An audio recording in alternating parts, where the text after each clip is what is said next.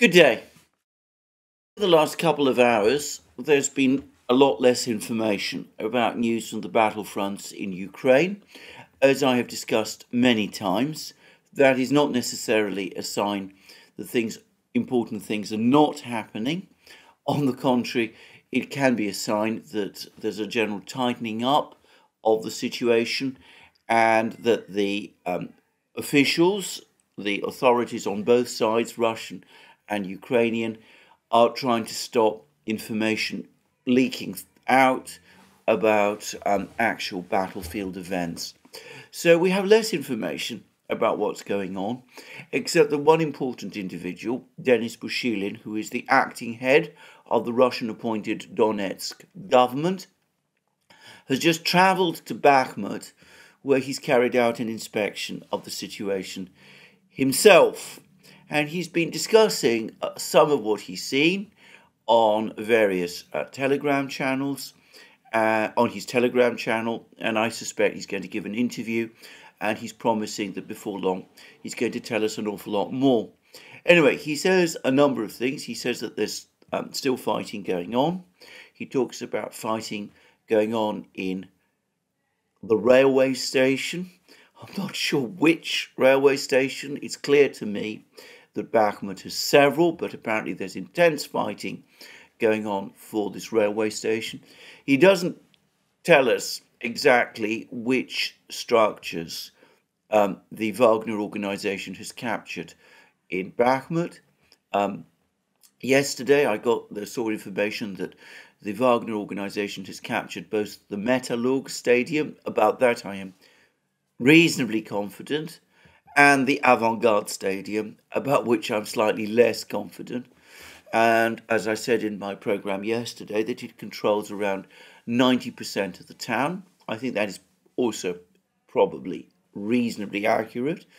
And anyway, Pushilin so far hasn't provided information as to exactly what structures have passed under Russian control.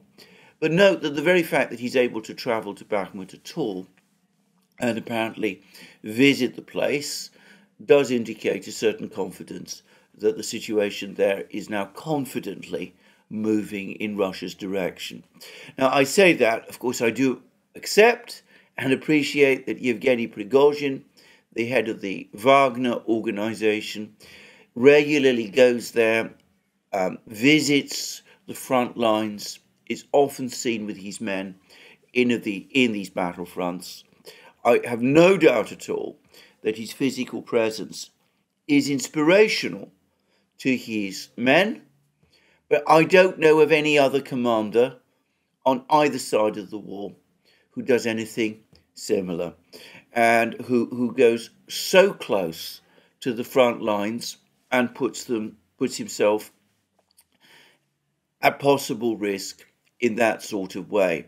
And bear in mind that the Ukrainians have made at least one attempt to kill Prigozhin.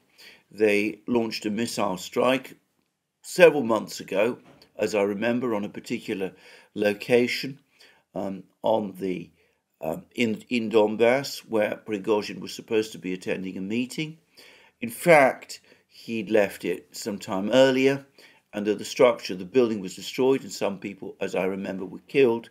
Prigozhin was not amongst the casualties. Anyway, I've said various things about Prigozhin at various times. I've mentioned the fact that he's not himself the military commander who is in overall charge of the situation on the battlefronts.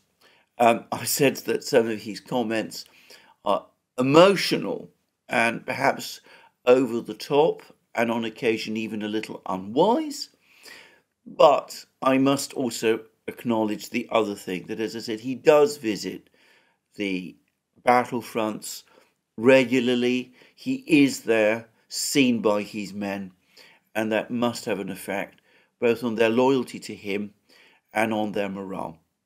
So just to make that very quick point. Anyway, Pushilin has been there. He has been to Bakhmut. He's toured Bakhmut. He's seen what's going on.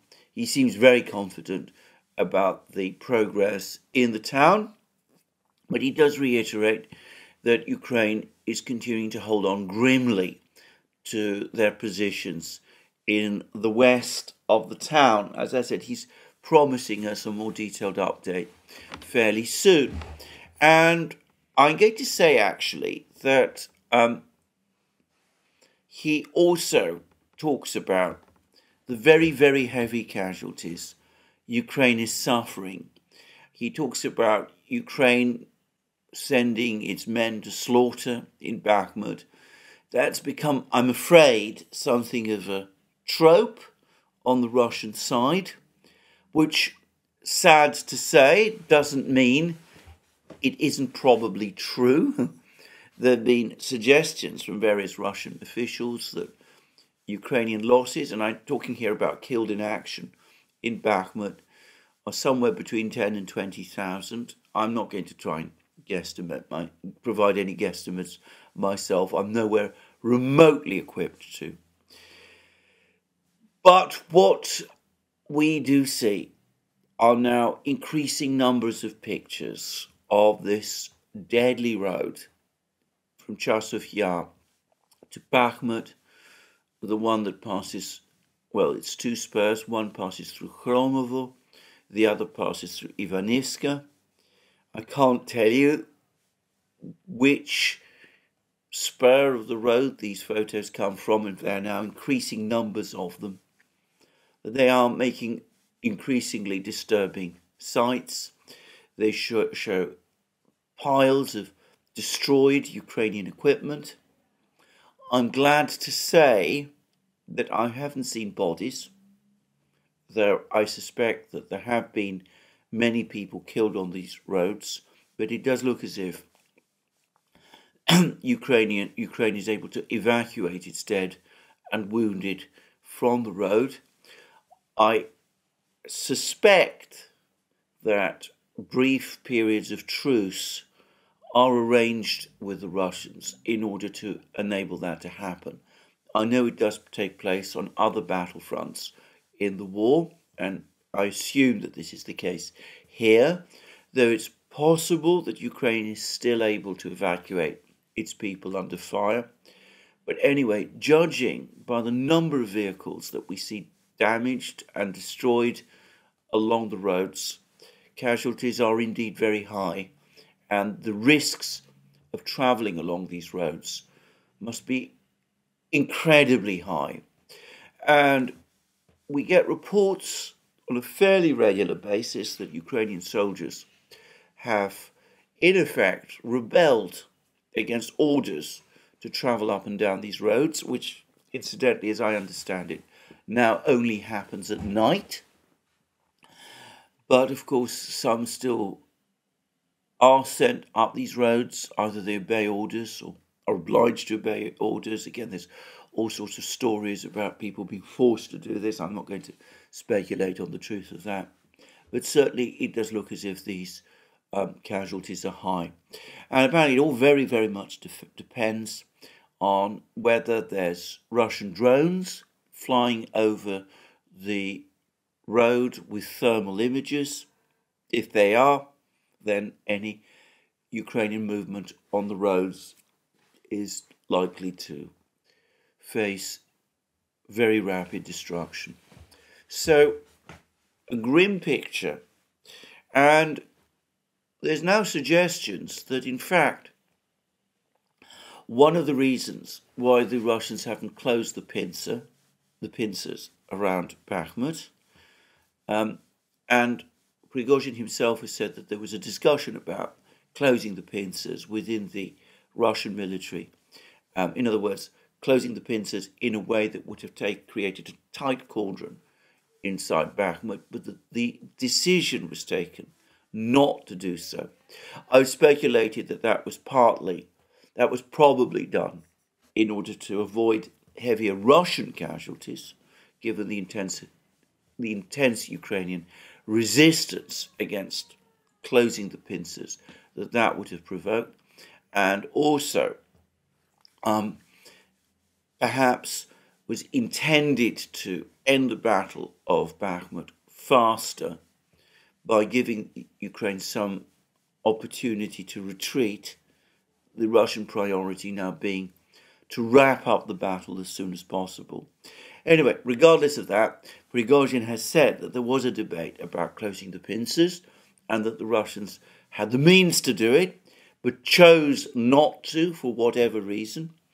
And there is now speculation that the one key reason is that the Russians have calculated that since Ukraine continues to send men and supplies, or try to send men and supplies into Bakhmut between these pincers, it actually is more economical to destroy these men and these supplies as they go to Bakhmut, and it kills and destroys more Ukrainian soldiers and more equipment than it would have been the case if the pincers themselves had closed.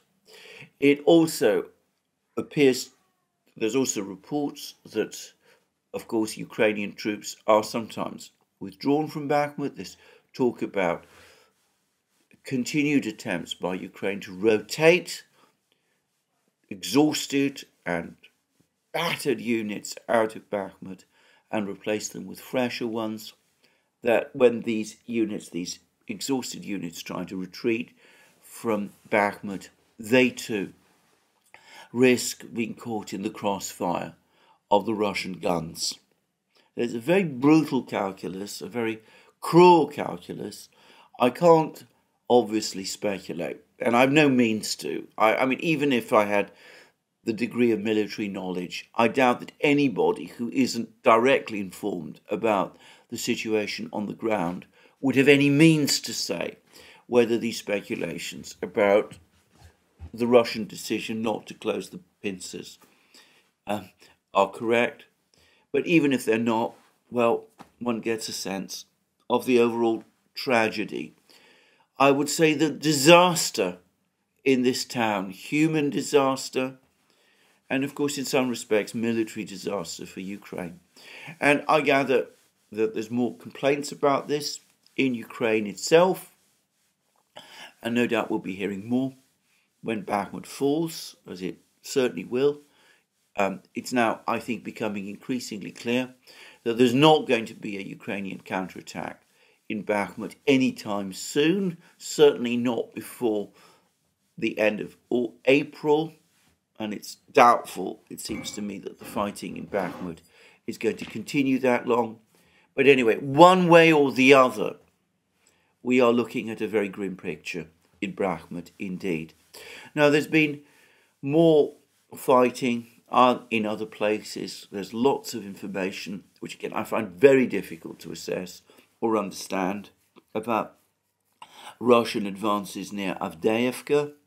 As I said, my own guess is that when Bakhmut falls, the Russian priorities will be to capture Chasov Yar and perhaps Konstantinovka, two smallish, well, Chasov Yar is basically a village. Ukrainian troops, soldiers have said it's virtually undefendable. Konstantinovka is a rather bigger place, but apparently significantly smaller than Bakhmut. Anyway, that the Russians will want to capture these places, Chasov Yar, Konstantinovka, Bogdanovka, closer to Bakhmut, where fighting is said to be ongoing, Orekhovo, Vasilyevka. They'll want to, in other words, straighten out the line around Bakhmut in preparation for further advances, and no doubt to establish their own defensive positions, in other words, to consolidate. But alongside that, I think the priority will be to capture Seversk to the north and Avdiivka to the south. And once the Russians have done that, they will be significantly closer once they weather the storm of the Ukrainian counteroffensive. Assume, of course, that they do weather the storm of the Ukrainian counteroffensive. They will be in a position to advance west towards the Dnieper, bringing themselves ultimately opposite the key town of Dnipro, which, by the way, if it happens, will, in my opinion, mean the effective end of the war. I think if the Russians reach the east bank of the Dnieper across from Dnipro, then essentially the war is ended. I think that at that point, Ukraine will be in a crisis situation from which I can't myself see that there would be any real prospect of recovery. Now, that does leave unresolved the bitter fighting that's going on in Marinka and Vuhledar. And I have to say about Marinka, I've discussed the reliability of Russian reports from time to time. About Marinka, I'm going to say it straightforwardly. Russian reports have often been very unreliable. At one point, a couple of months ago, they were claiming that Marinka had been captured, that the Russians had broken into the centre of the town and then captured the town itself. It's clear that was never the case, or even remotely the case, that the Ukrainians were putting up a determined resistance in Marinka, and that at the time when some of those claims about Marinka having been captured were being made, in fact, Ukraine was still holding positions still in the central areas of this town. But anyway, it does seem over the last few days that some kind of progress has been made in Marinka. Pushilin said a short time ago that Ukraine only holds a small part of Marinka. And there's been reports that a tyre factory there has now been captured by the Russians, one of these other big industrial facilities, and that might open the way, perhaps, for a further Russian advance in Marinka, and perhaps the final resolution of this very long battle. There have been many people, by the way, who, whenever I discuss Bakhmut, come back and say, well, it hasn't been very impressive. The Russians have taken so long to capture the small isolated town of Bakhmut, which has no strategic significance, and this doesn't really show the Russian military in very good light. I have repeatedly said that I don't agree. I think the prolongation of the Battle of Bakhmut has worked to the Russian advantage, not to the Ukrainian. On the contrary, I think Ukraine's overinvestment in the defense of Bakhmut has been disastrous, and the United States thinks so, apparently. So do many officials in Europe, military officials in Europe, and certainly that's my view.